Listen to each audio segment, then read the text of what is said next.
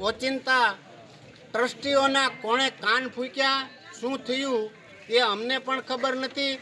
અમને મળી અને એ લોકો કાંઈ એમને વાત કરી હોત તો પ્રશ્નનું સોલ્યુશન આવી જાત, પણ ગઈ રાત્રે ખબર પડી કે એ લોકો તાળા મારીને વયા ગયા છે.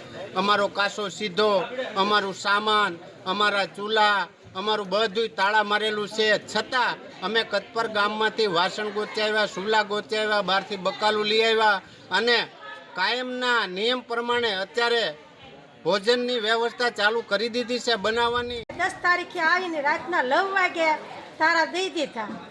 એટલે હું માની ભૂખા રાખવાના કે સમાજની ભૂખું રાખવાના? ને તારું મારવાના કારણ હોય તો પણ જણાવું. એ ટ્રસ્ટીઓને ખટકે છે, કેમ કે ટ્રસ્ટીઓ દ્વારા અત્યાર સુધીમાં કોઈ કાંઈક વિકાસ કરવામાં આવેલ નથી. અને અમે આ 4-5 મહિનાથી કે 6 મહિનાથી આ અન્ન ક્ષેત્ર શરૂ કર્યું એટલે એને નીચે જોવા જેવું થાય છે.